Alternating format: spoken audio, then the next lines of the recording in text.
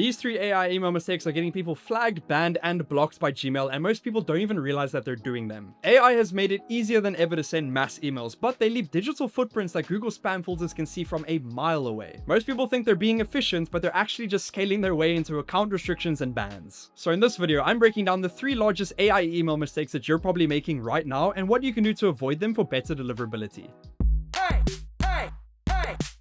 Mistake number 1, the AI fingerprint pattern trap. One of the biggest red flags for spam filters right now isn't just generic AI writing, it's repetition. If you send 500 emails and the only difference is the recipient's first name, you've created a very visible pattern. The problem is that even if just one person marks that email as spam, Google's AI now has the exact template to block. Luckily for you, you can work around this with a simple trick called spin tax. Spin tax shuffles parts of your email with other variations each time it sends one. Think of it like a randomizer for your sentences. Instead of one static template, you give your email 5 or 6 or even 50 different options to say the same thing. Now, it would be really complicated to do this manually, so instead I'm going to suggest that you get an email tool to do it for you. With GMass, you can add spin tax to your emails right inside of your Gmail account. Just open the GMass menu, click the ChatGPT icon, and then spin tax. It'll then generate a bunch of ideas for you and insert them into your email. Now, a quick disclaimer, no tool will ever replace the quality of a one-on-one, manually researched and personalized email. That will always be the gold standard for high-integrity email outreach, but we'll touch on that a little bit later in the video.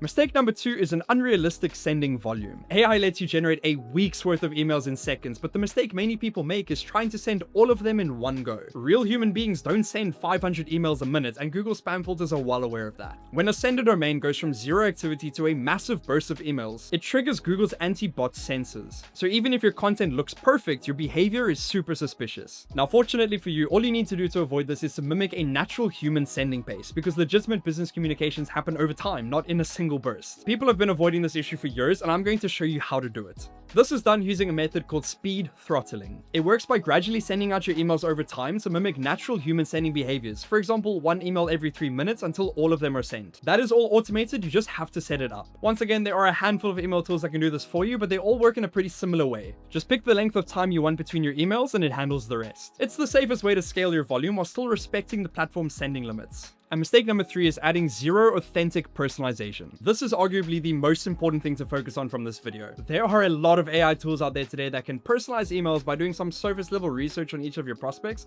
and most cold emailers are using one of them. But your recipients are way smarter than that. When a prospect sees a line like, "I saw you've been at company X for 4 years," they don't think, "Wow, this person researched me." They think, "Wow, a bot found my profile." The risk is that if your recipient spots this AI slop, they don't just ignore your message, they hit report spam. High spam reports are the fastest way to kill your domain reputation for good, and then all that time you saved with AI was for nothing. To do this right, you need to store real insights, things like shared industry frustrations or specific hiring signals, into a Google Sheet as custom variables. Once your spreadsheet is prepped with these unique data points, you can connect that sheet and mail merge insights directly into your email. Now, you might not be able to do that level of research on 5,000 people, but if you can do it for just 100 people, you'll probably have the same success rate as a generic blast of emails to thousands of recipients. I've actually recorded a full masterclass on exactly how to execute this 5-step method step by step. You can check that video out here in the top right hand corner of the screen or down in the description.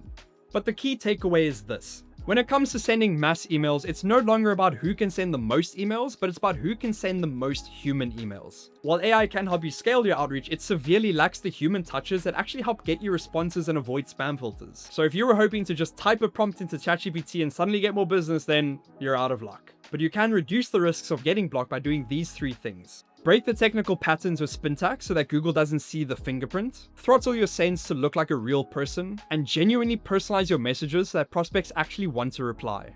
This isn't about hacking a spam filter, it's about protecting your professional reputation for the long haul. And you can handle the entire technical side of this by simply downloading the GMass Chrome extension, link in the description. But for now, thank you for watching and happy emailing.